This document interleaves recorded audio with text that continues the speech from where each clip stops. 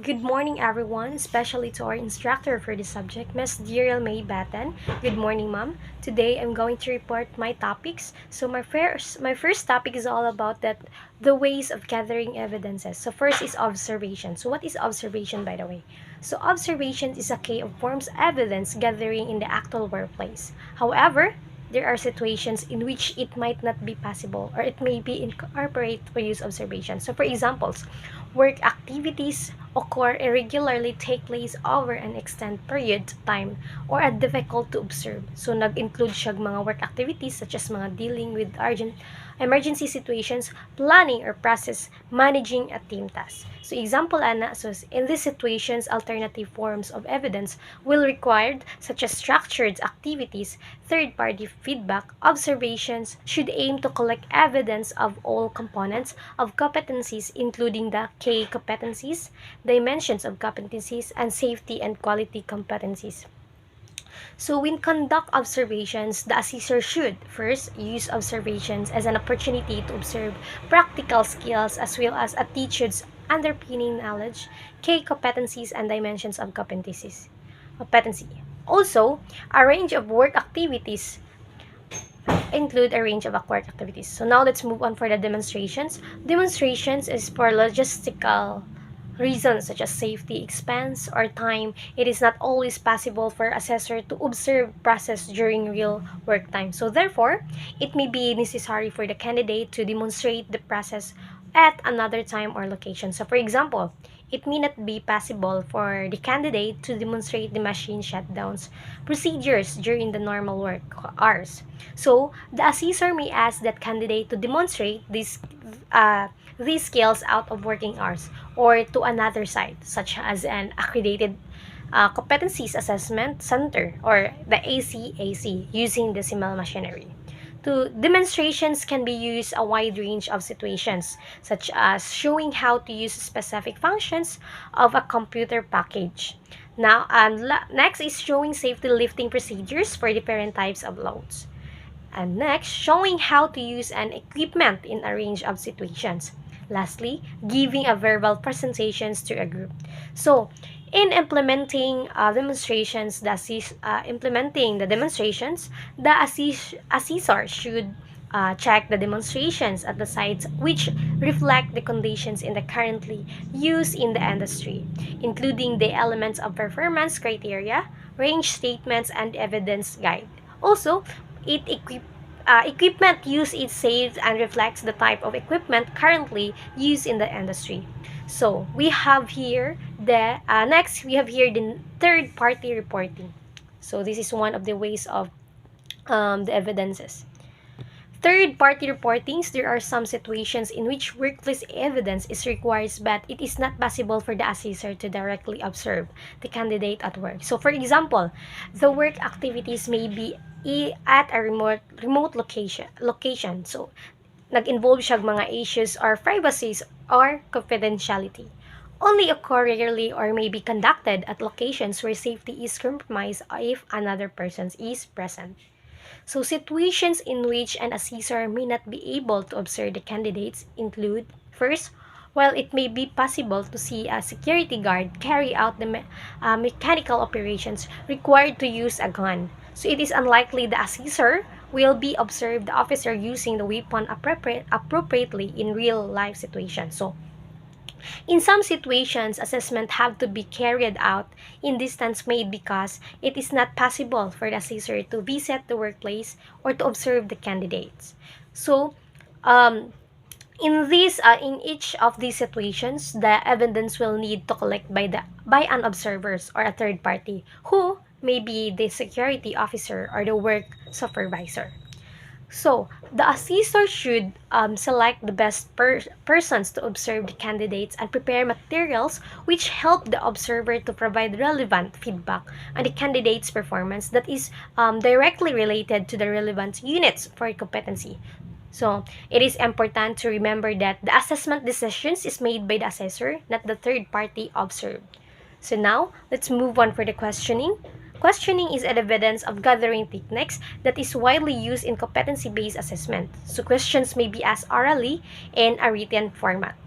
Also, it provides evidence. Questions provide evidence or underpinning knowledge, applications of skills, and capacity of candidates to transfer knowledge and skills to different contexts. So now, questioning may be used to determine why the candidate does particular activities or tasks at work. Next is the candidate's responsibilities at work. The candidates understand of legislative and safety requirements that impact on activities or tasks at work. So now we have here the oral questioning. Ang oral questioning is nag-involve siya mga assessor asking the candidates a number of questions about real or simulated or hypothetical situations. So it's hypothetical situations. So the questions may be present. Alternatively, assessor may develop their own set of questions to suit the context of the assessment and the requirements of the competency standards. Although, questioning is a valuable tool for collecting evidence, assessor need to be aware that correct questioning techniques need to be used to avoid asking leading questions mistakenly, as answering questions or giving clues to required response. So now let's move on for the hint for effective questioning. So the hint for effective questioning is the assessor should keep questions short and focus on one key concept. So they ensure that the questions are formal and structured. So now let's move on for the recording responses. It is recording responses. It is important for the assessors to have a record of the questions as an indications of the suitability of the responses given by the candidates. So if the candidates respond in sufficient, the assessor should record why on the recording sheet or checklist. So um, recording responses, these provide information that can be used later, if necessary, to explain to the candidates where skills and or underpinning knowledge need to be developed to achieve the required competence. So now we have here the written test. Written tests can be useful for assessing underpinning knowledge and for supplementing evidence gathering through real work and structured activities. So, ang written test can be as under test situations or as part of the structure activity. So now we have here also the assessing written questions. Assessment can guide assessing written questions. So, an assessment guide or containing acceptable responses to questions should be developed for all written tests given the candidates, whether the questions are set under test conditions or not. So, um, assessing written test question, it is good practice to write the expected responses to a questions as the question is being written. Developing response to a questions help to ensure that the answer are assessed objectively and consistently, increasing the reliability and validity of the assessment. So now we have here also the portfolio. So what is portfolio? A portfolio contains individual pieces of evidences demonstrating work outputs that have been collected by the candidates. As indicated the portfolios below, portfolios may be organized and presented in a variety of forms. So, aside from portfolio, we have here also the portfolio evidence. So, the portfolio evidence can include a wide variety of evidence, and in many cases, evidence will come from the candidate's day-to-day work. So, however, the portfolio can also include evidence from other work situations, previously certificated learning and other activities such as recreational pursuit.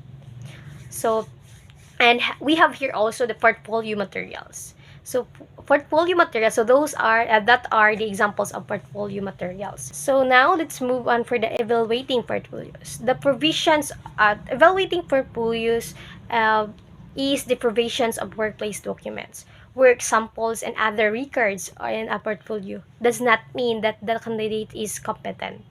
So, example, so I know, si evaluating portfolio, this is a responsibility of the assessor. So, nag-evaluate siya a portfolio to assess the assessor, so seek verification of the rule of candidates from others who have witnessed and events documented.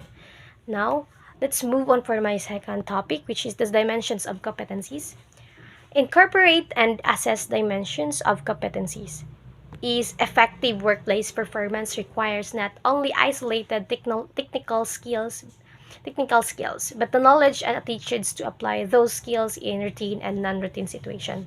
So, people are considered to be competent when they are able to apply their knowledge and skills to successfully complete work activities in a range of situations and environment. So we have here the four dimensions of competencies.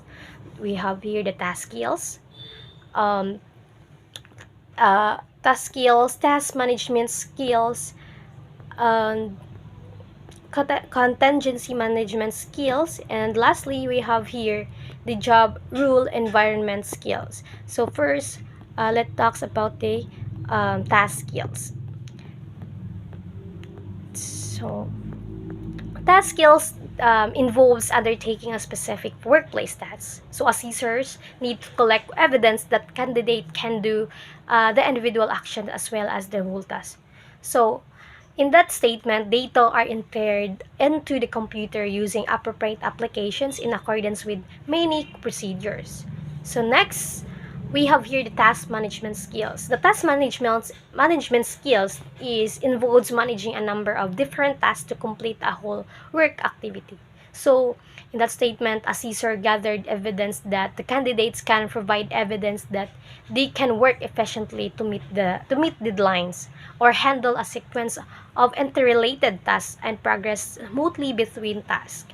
So following presentation feedback on product design is obtained from the appropriate personnel. So any modifications are identified or incorporated into final design. So the third one we have here the contingency management skill. So contingency management skills, this involve responding to problems and irregularities when undertaking a work activities. We have here the breakdown, changes in routine, and unexpected or typical results or outcomes, difficult or dissatisfied. So assessor need to collect evidence that candidates can respond to problems and irregularities while performing a work activities. So in that statement, modifications of ship availability or non-attendance for ship is given without undue delay and according to store policies and procedure. And lastly, we have here the job rule environment skills. So the job rule environment skills, these involves dealing with responsibilities and expectations of the work environment when undertaking the work activity. So assessors, in that statement, assessor must collect evidence that candidates can work with others, interact with clients and suppliers, comply with standards operating procedures, and observe enterprise policy and procedures. So the reports are prepared completing according to the company requirements. So now, let's move on for the rules of evidences. We have here the learning objectives. After reading these information sheets, you must able to explain the rules of evidence. Second, after you gather evidences, there is a need to make an assessment decisions of one of the things you have to consider in making your decisions is the rules of evidences. The third one, we have here the when evaluating evidence in order to make a decisions of competences. The assessors must ensure that the evidence provided satisfies the rules of evidence. They are the rules by which an assessor justifies her assessment decisions. So each piece of evidence must be valid, authentic, and current to be considered acceptable evidence. So there must also be sufficient evidence overall to allow an assessor to make a judge of competence. Linked to the sufficiency rule is requirements that the assessor must be confident that the candidates can perform competency and consistently. So we have here the valid. Valids to ensure evidence to ensure evidence is valid. So you as the assessor must be confident that each piece of evidence collected so the demonstrates the relevant breadth and depth of the unit of competency, including the knowledge and skills dimensions of competencies, evidence, guide, and etc. So the second one we have here the authenticity relates to ensuring that each piece of evidence is from the candidates and not the other person. So the assessor is confident that it's the candidate own work. So In that statement, where a judgment relies on the indirect or supplementary forms of evidence or the direct evidence is not directly observable. So other complementary evidence may be needed to support authenticity. So we have here the procedure can be established to support the authenticity of evidence, which include first is observations of work in progress, submissions of training records, third party verification. So that are the procedures can be established to support authenticity of evidence. So now let's move on for the current. The current or the currency relates to the age of the evidence presented by the candidates to demonstrate that they are still competent. So in that statement, competency requires each piece of evidence must reflect the candidate current knowledge and or skills in the relevant aspect of work. So now let's move on for the sufficient. Sufficient or sufficiency.